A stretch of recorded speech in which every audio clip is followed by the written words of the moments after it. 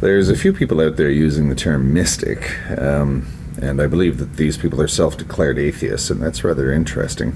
The term mystic to describe themselves. There's the modern mystic, although I think that may be a ironic title. But then there's Mystic of the Sands, who does strike me as something of a mystic. I am fascinated with mysticism. And one of the interesting things about mysticism is the fact that it's come down to us as just magic, myth. I guess that owes its present connotation to the fact that, mystery religions were where it would have come from, where you'd have to go in and get initiated in all these weird private rites, say to Isis or Mithras or something like that, Serapis. And that's led us to the belief that, or the feeling that, mysticism is just rubbish. It's just stuff you cook up, and you have a bunch of weird ceremonies, and you're not allowed to tell anybody about them, and it's just closed door stuff behind which you do odd things to become a part of this mystery cult or something, or that's the way it worked in the ancient world. Now mysticism seems to be thought of as you want direct experience of God, or whatever it is. Direct experience of the metaphysical, I don't know. I like mysticism myself. In fact, I believe that the type of, I don't know what you'd call it, discipline that interests me the most, or the type of philosophy that interests me most, is along those lines. I want a direct experience of something. But what I want is a direct experience of reality, or the truth, or whatever you want to call that. A lot of people, especially here on YouTube, but I think in general in our society, tend to see philosophy as something you talk about and you expound upon, you write books about, you discuss this kind of thing. If you ever engaged in a long philosophical discussion, one of the interesting things is you can make the sense, you can leave a long philosophical discussion with the sense of having accomplished something and having arrived at an interesting conclusion,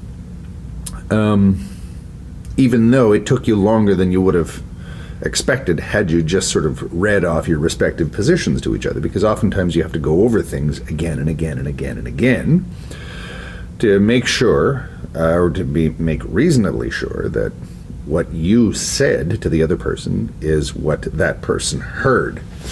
Hence the fact that you get people pulling their hair out all the time, those of us who keep their hair, saying, look, we've been through all of this. Well, yes and no. You've been through it verbally, but when you're using language to talk about experience, I think that it's kind of presumptuous just to assume that once we've arrived at a certain conclusion, we can then move on and forget having arrived at the previous conclusion. We'll just go back to that conclusion. And you end up building something of a house of cards, I think. And what you'd get at the end of that is you get weird philosophies like the Benatarian asymmetry, where he just takes axioms and pushes them to their reductio ad absurdum, because his philosophy is absurd. So I think that actually mysticism may be actually carrying a lot of baggage that it doesn't really deserve, because when you're talking, what you're talking about is not the words themselves. You're talking about the experience that the words are used to describe. And experience, well, you don't have to believe in the metaphysical, you don't have to believe in God, you don't have to believe in any of that stuff to subscribe to the notion that experience exists. I personally say that experience exists because, well, that flows from my base point, which is the cogito, and I exist, and I have experiences. Maybe my experiences are not accurate, but I have the experience. So I want to experience everything that's around me. All that. Okay. So I want to experience it. I want to see it for what it actually is. What is all that? Well, matter, energy, empty space, functions of each other, etc., etc. Okay, but what I see is a bunch of things out there, but things that I have sort of thingness that I've placed on these things. So if I want to see all that for what it actually is, and I want to see it uncluttered by the projections that I myself project onto everything, I'm going to have to work on my own perceptions. What's that, if not mysticism? So I think that mysticism and direct experience are of more value philosophically than words, and words are essentially just the map and the experience is the terrain. Although some people might argue with that and say that words are the map, reality is the terrain, and experience, I guess, is the tools by which you draw the map. I don't know, but you can shuffle these metaphors around all you like, but there does seem to be a differentiation between what's out there and what I experience. For example, I know when I look around, I showed a cityscape here, a pretty miserable day, and there's radio waves flying all over the place that I don't see, but science tells me they're there. I don't see them. Why can't I see them? Because my senses aren't equipped to tell me what's there, or at least everything, because this isn't relevant, I guess, to my functionality, so I guess I never evolved the senses to see things like that, like ultraviolet light or whatever. So there's more out there than I can actually see. How am I going to experience all of that?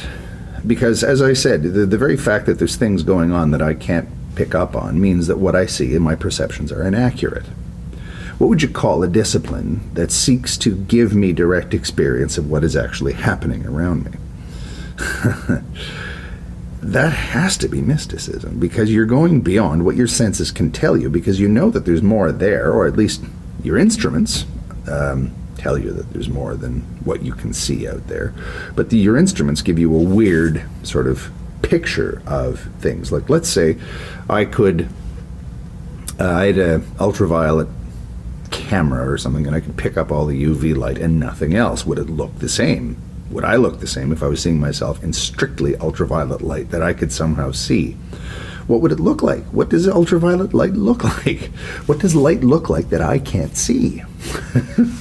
What does the invisible look like? Well, what does anything really look like when you think about it? Because anything that I see is just an interpretation and an edition of what's out there. My brain edits things. My eyes edit things. What is actually there? Mysticism. So I don't really think that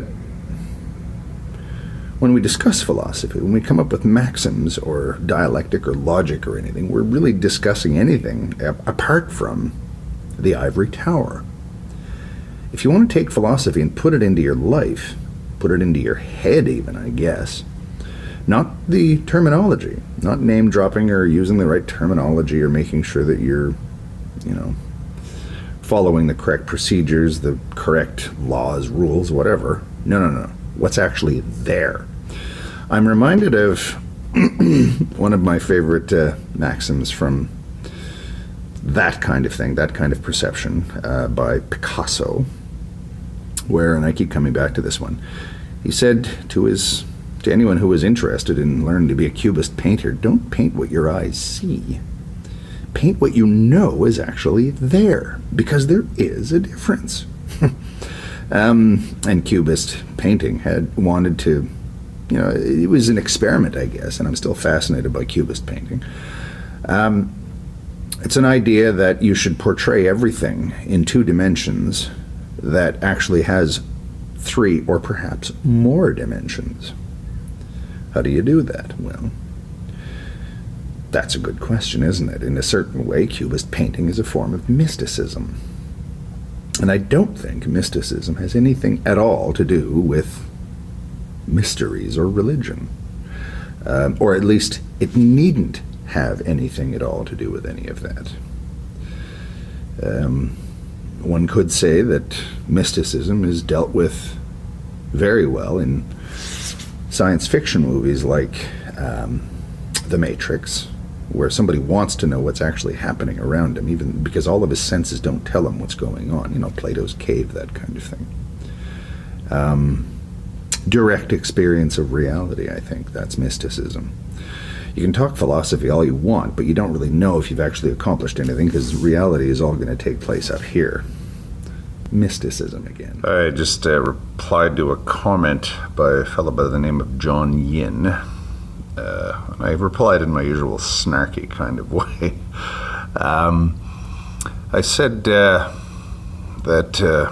life deniers, universe deniers, whatever you want to call it, people that essentially say that life isn't worth living, or that this universe is unfair, or that the universe is in some way profane, even, in that it does create suffering, horror, death, disease, all that kind of thing. It's part of the deal. So this is nothing new. It goes back to Manichaeism, and probably before that, probably long before that. I look at these,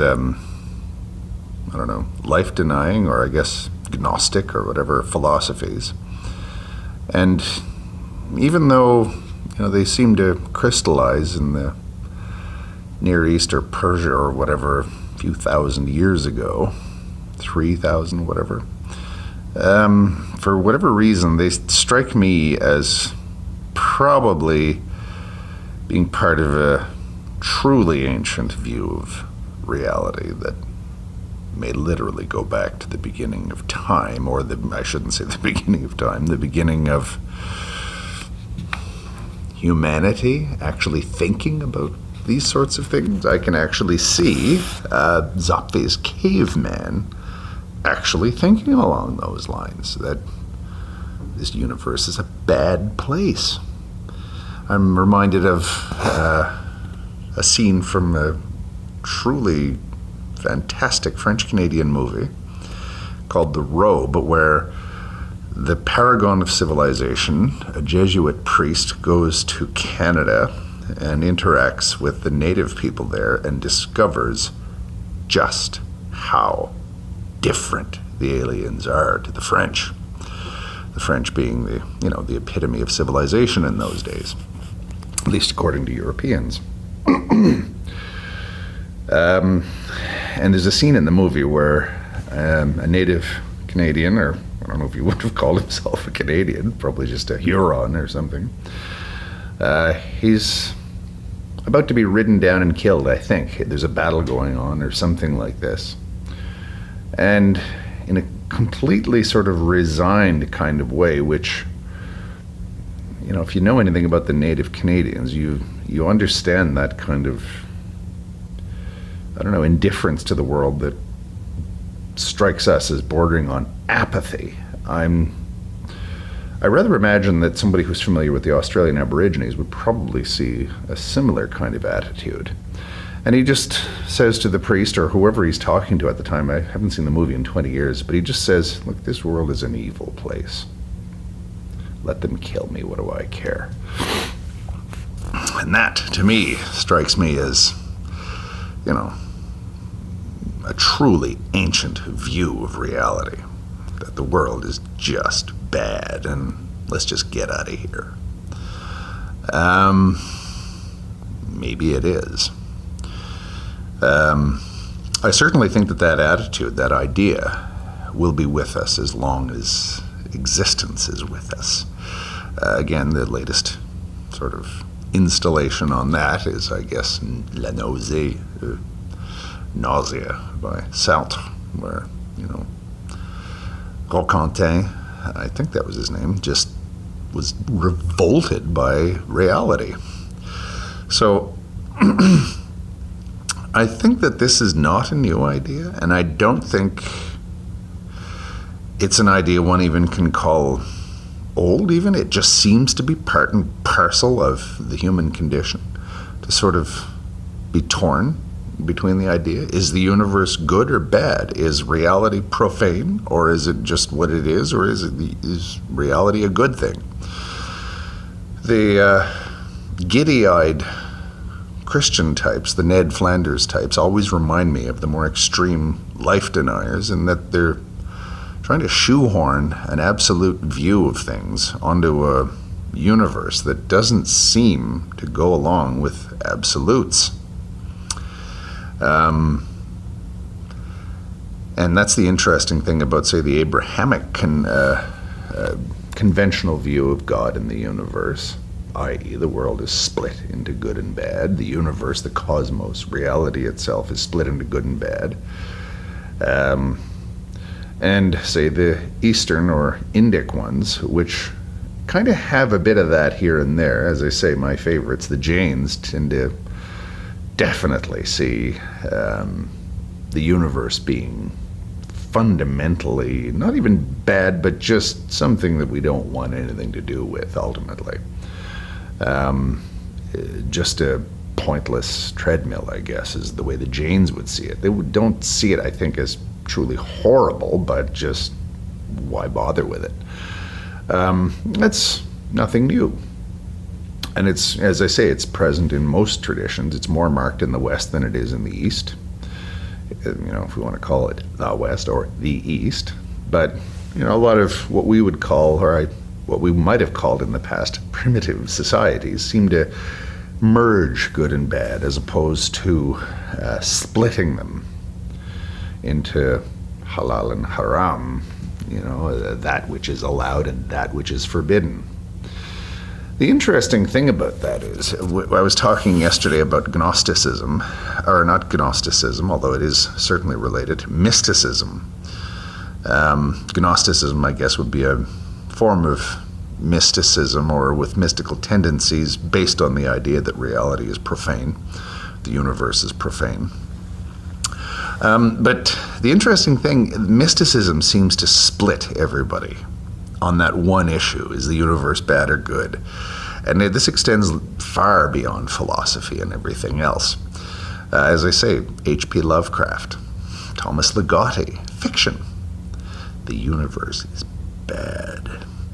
The Call of Cthulhu, where they discover what really is in store for us, and there doesn't seem to be much we can do to stop it ever happening. Cthulhu waking up and instituting his reign on the earth. The interesting thing is, the way that Cthulhu's reign on the earth is portrayed is not necessarily totally horrific. It's a time of ecstatic joy and murderous violence, where everything is mixed up, where good and evil are existing in exactly the same sort of measure in the universe, and they're mixed. That would be, I guess, the Gnostic tradition, though. The world is profane, and the universe is profane and forbidden and horrible, and the best thing to do is to not find out, not deal with it. Again, the first line of the Call of Cthulhu, I've often thought that the most merciful thing in life is the inability of the human mind to correlate all of its contents, or if I'm paraphrasing Lovecraft. But again, it's the old idea, don't go in that room because of what you might find. And that, again, that ties in with mysticism. Don't do mysticism, because we really don't want to know what's going on in reality. Zap these cavemen, if we find out. But I can also see Zapfi's caveman having a half-brother on the other side of the lake who has the same moment of clarity, and instead of discovering that he's living in some sort of Ligotti-like nethyscurial universe, he has the moment of clarity that doesn't horrify him, but he goes, wow, I like it here. And he was filled with an ecstatic joy that blew his mind out. No matter what happens here, it's undone at death. I can do anything I want and anything can be done to me. It doesn't matter. Omnia transient. That's a fascinating thing, isn't it? And mysticism seems to aim at both of these. And again, all of these sort of puritanical, Salem-like ideas that don't go looking for what's behind the appearances of reality because of what you might find. There's that attitude. Then there's the other attitude that says, really, what we see around us is not really worth it, but not because it's profane, but because there's something that is so much better behind it all. The fundamental reality behind everything. Would one of Plato's cave dwellers be driven mad with horror and have his mind blown out when he's dragged up into the sun and dragged up into the sunlight and sees everything for what it is when he's been safely down in his womb-like cave all this time? Or would he be like Arjuna in the Gita, where he actually sees reality for what it is, and it's good and bad at the same time? He's also almost mad by it as well, but he begs Krishna eventually to stop showing him what reality is. But you get the impression that it wasn't bad, really. It was just overwhelming. And then there's, of course, the Ned Flanders view. No matter what evidence we have, this Panglossian optimism must be maintained no matter what. 3 options as opposed to 2. The universe is wonderful. The universe is horrible. The universe just is. I tend to go along with the idea that the universe just is, but that looking behind the scenes will give you knowledge. Looking beyond what your eyes tell you will give you knowledge that won't necessarily make you happy, but it'll make you a more complete being. And it certainly won't horrify you in the sense of Zapfi's moment of existential panic. I felt that existential panic. I know what it's like. But I'm living proof that it can be overcome, or at least it can be come to terms with.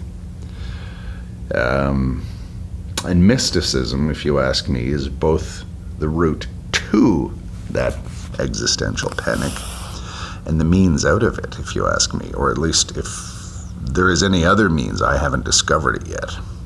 Not that I'm anything of an adept at this, but mysticism does really seem to be the rag by which one wipes the film off the window in order to see what's beyond a lot more clearly.